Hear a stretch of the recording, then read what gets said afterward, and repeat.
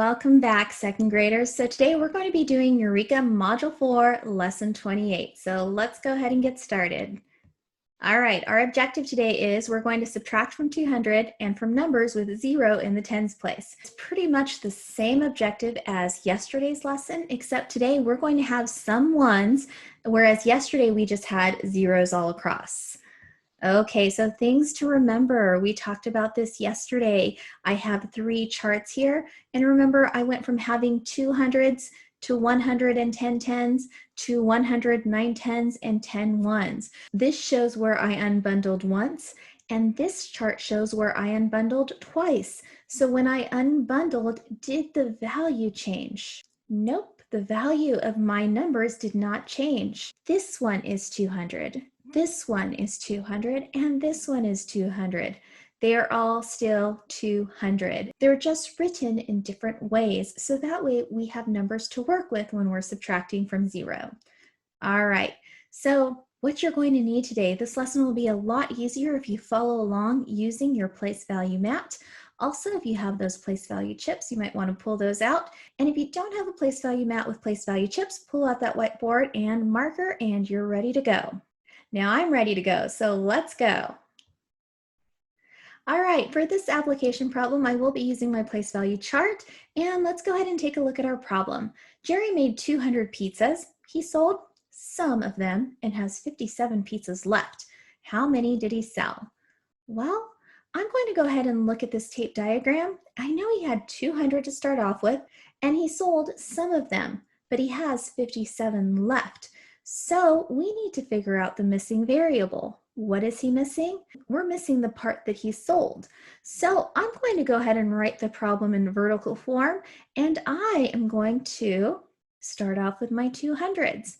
Now remember, when we're subtracting across 0, we need to get some 10s and we need to get some 1s, so that way we can subtract these 10s and 1s. So let's go ahead and unbundle that 100 and make 10 tens, and let's unbundle a 10 and make 10 ones. And let me show you what that looks like in the algorithm. I'm going to cross off my hundreds, and instead of having 2, I now have 1. And then I don't have 0 tens, I had 10 tens, but then I needed to use one of those. So I need to cross that off again because I have 9 tens left. And now I have 10 ones.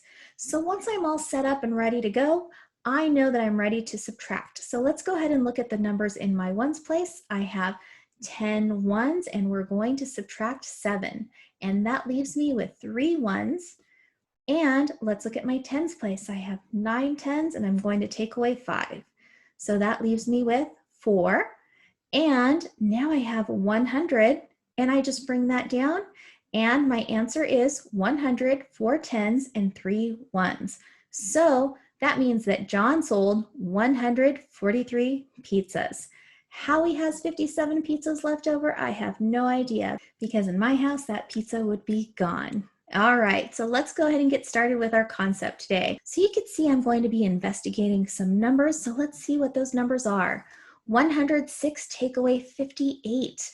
So if I look at my number in my ones place, I have 6 ones and I have 8 on the floor. More on the top or more on the floor? More on the floor, so I have to go next door, but there's nothing there. So if there's nothing there, I need to go 2 doors down to my hundreds place. So I know that I'm going to have to unbundle 2 times. So let's go ahead and get started. I have 106, and that's what it looks like. There's no tens. So now since I can't go to my tens, I'm going over to my hundreds. And from my 100, I'm going to get 10 tens. And then I still need more ones because I don't have enough ones to take away 8. So let's go ahead and get our ones from our 10. And there we go. So now I have 10 more ones. So let's see what that looks like on the algorithm. So instead of 100, I now have 0.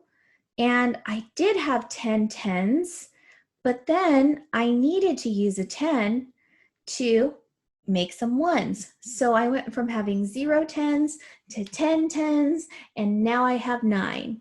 So Now I'm ready to look at my ones place, and I don't have 6 ones, I have 16. So now I have more on the top, no need to stop. Let's subtract. So 16 take away 8. I know that 8 plus 8 is equal to 16, so 16 take away 8 is equal to 8 ones. And let's go ahead and look at our tens. I have 9 tens left, and I need to subtract 5 tens. So that leaves me with 4 tens. And then when I look at my hundreds place, I have 0 hundreds. So that means that my answer is 4 tens and 8 ones, or 48.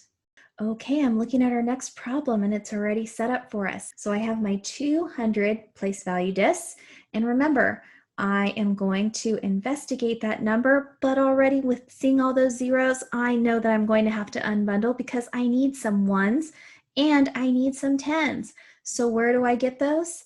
From my hundreds. So let's go ahead and let's get some tens and ones. So I'm bringing that 100 over, and now I have 10 tens. I need some ones too, so I need to take a 10, and now I have 10 ones. Let's see what that looks like on the algorithm. I started with 2 tens, but I used one to unbundle it. So now I have 100 left, and then I had 0 tens, but then I made a group of 10. But with that group of 10, I needed to use one of those tens to make 10 ones. So now I have 9 tens and 10 ones. But once that's all set up, I'm ready to subtract. So 10 tens take away 7 is equal to 3 ones, and 9 tens take away 6 tens is equal to 3 tens, and then 100 take away nothing is equal to 100. So 200 take away 67 is equal to 100, 3 tens, and 3 ones.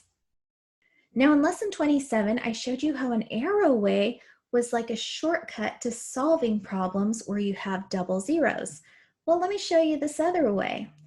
I have my problem that I just did right here, 200 take away 67. You can see that I had to unbundle a lot, and that's what the algorithm looks like. What if I take that same problem and I subtract 1 from the whole thing? So 200 take away 1. What's 200 take away 1? It's 199. So what if I take 199 and then I bring my 67 over, and I decide to subtract 199, take away 67. Well, if I have 9s on the top, this problem is really easy to subtract. 9 take away 7 is equal to 2. 9 take away 6 is equal to 3. And 1 take away 0 is equal to 1. Well, I don't get the same answer because you can see that I have 132, and then my first answer was 143. And the reason why is because I took away 1. Well, if I take away a 1 to make my problem easier, I have to put it back. So let's give that 1 back. And 132 plus 1, 132, 133. So now I have 133. So look at my answer, 133, 133. If you feel more comfortable using this strategy and you can remember to take away the 1, but you have to remember to add the 1 back, you can use this strategy. Or if you're comfortable using this strategy, you can use that strategy too. Let's try another problem and let's see if this strategy still works. I have 200 take away 48. So already if I investigate those numbers, you can see zeros right here. I need ones and tens. So I am going to need to unbundle 2 times, and I start unbundling from that hundreds. So let's go ahead and bring that 100 over, and let's make our new bundle of 10. And there it is. All right, I need some ones. So let's bring a 10 over. And now I have 10 tens.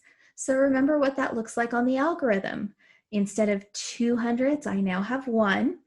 Now remember, I started with 0 tens, and then for a second there, I had 10 tens, but then wait a minute, I had to take one of those to make a group of ones.